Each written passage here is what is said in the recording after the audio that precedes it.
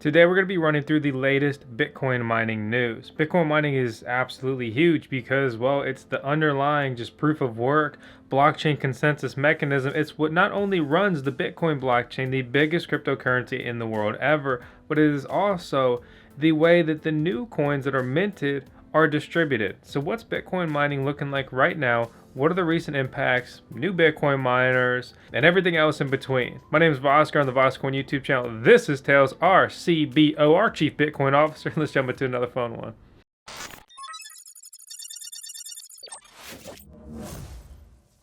As always, nothing in this video is financial advice. You get 25 bucks for free by using our crypto.com link below or punching in the code VoskCoin. It's a great way to get started trading crypto and earn money with crypto.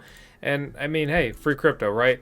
Also, if you want to get a Bitcoin miner, you can use Compass Mining. They will sell them to you and ship them directly to your house or help you with co-location.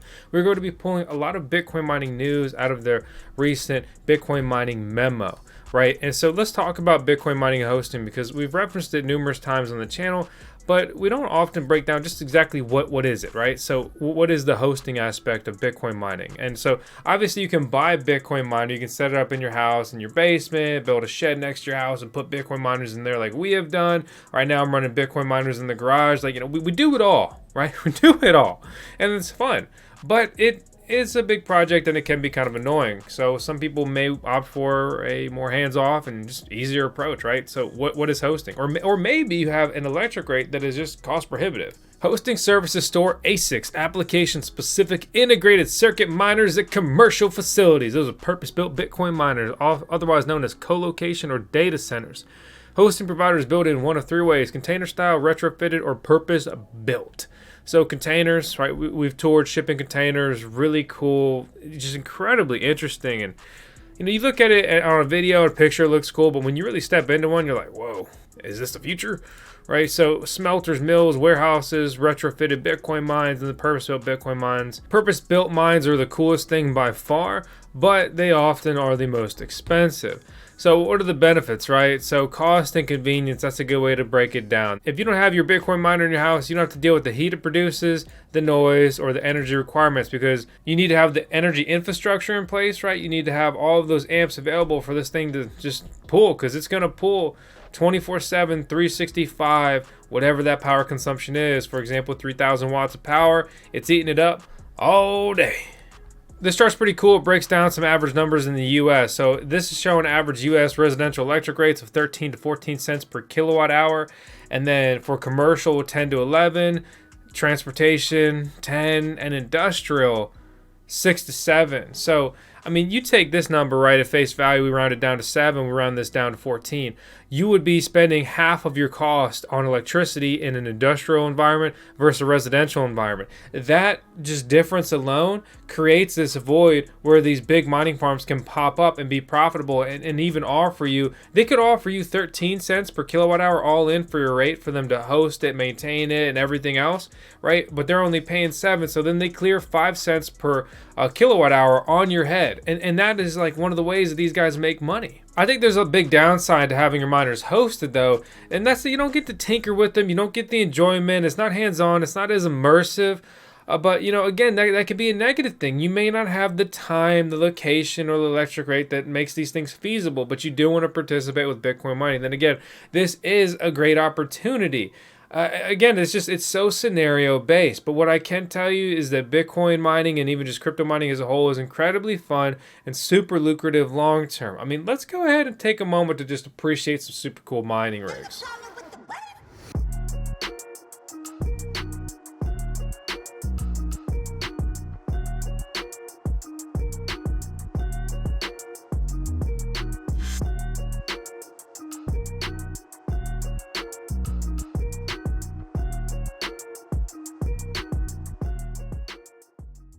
More people are Bitcoin mining than ever before, but apparently we shouldn't even worry about Bitcoin's record hash rate. And just think about it. If Bitcoin mining is a pie, the more people trying to eat that pie, well, guess what? You're going to get less of the pie. Hash rate growth slowing, profitability in Satoshis directly correlated to hash rate maturing of the mining space. So last month, the network difficulty increased 4.8% as the total hash rate surpassed 200 exahash per second for the first time ever. So this is very intriguing, right? And this is something that often people forget. And we look at the price and it does not always correlate with the hash rate, because it takes on average, if everything goes right, half a year to get a basic Bitcoin mining farm online. You understand that? So, if people are building an all-time high over here, 6 months later, their machines are going to start going online. And a lot of people hit a lot of hurdles. So people often find that they spend a freaking year building out a Bitcoin mining farm when they thought, oh, it'll just be a couple months. Right? And it's just, you deal with so many hurdles between the actual infrastructure, regulations, county, local governments, and of course sourcing and deploying the hardware. It's not even an easy thing to just get all these miners deployed. It's a lot of work. The main thing that people want to talk about, they want to hear, is the ASIC ROI, your miner return on investment. A less aggressive hash rate growth has implications for the ASIC market, particularly around the economics of the machine longevity. So ASICs are one of the few elastic goods associated with Bitcoin production. In economics, elasticity refers to the relationship of supply and demand in the context of multiple goods or market prices. For example, oil is considered an inelastic good because an increase in price does not generally change demand for the good. For Bitcoin, an increase in the price does generally correspond to an increase in demand for ASICs. So a run-up in demand for Bitcoin should induce more machines to come online. However, each new ASIC is marginal to the last. Even if the industry responds to general increase in demand for Bitcoin by creating more miners, as has occurred the last 2 years, the nature of hash rate growth will limit mining profitability's downside when measured in Satoshi. Satoshi is a micro unit of Bitcoin. As the old adage goes, time in the market, not timing the market. And you look at this, and basically this translates for me is just that long-term Bitcoin mining has always been profitable, will continue to be profitable. More people are betting on Bitcoin mining than ever because Bitcoin is clearly here to stay. And if Bitcoin loses its proof of work aspect, well, then Bitcoin has now lost its soul and original piece there, and really just a ton of its value. So people are betting on that big time, right? New Bitcoin mining ETF hits the streets. Top holdings include Bitfarms, CleanSpark, and Argo blockchain. Investment is limited to miners using at least 50% renewable energy sources. The fund broadens the scope of Bitcoin-related investment products. So what is an exchange-traded fund? An ETF is an index or a basket of securities that trade like a stock. ETFs are low-cost ways to diversify portfolios while maintaining liquidity. A fund manager or advisor can manage an ETF passively or actively, collecting a management fee. So we're going to make it. WGMI will invest at least 80% of its assets in Bitcoin mining companies that Valkyrie expects to provide the highest capital appreciation, which is pretty crazy, right? Additionally, the fund will screen miners using an ESG, environmental, social, and governance criterion. Valkyrie has set the threshold to miners using at least 50% renewable energy resources, and WGMI carries an expense ratio of 0.75%, which translates to $7.50 in annual fees for every 1,000 invested. Compared to the average ETF expense, this is closer to double. Taking a closer look at their holdings here, we see everything from Bitfarms, Nvidia, Hut 8, Cypher Mining, Core Scientific, which we have toured their facilities and have some coverage here on the channel, and even good old AMD. Speaking of mining market winners and losers recently, Mawson Miggy is up 10% and Cannon is down 13%, trading around $5.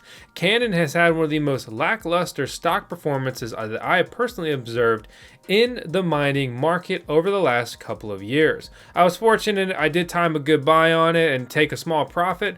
Or I guess I doubled my investment, but when you're in crypto, you're always looking for the 10x, 20x, crazy stuff like that. As far as crypto terms go, when everything was booming, it was boring and lackluster returns compared to many alternatives. The price is up since this was created. Right now it's trading over $43,000. Hash rate 203 exahash.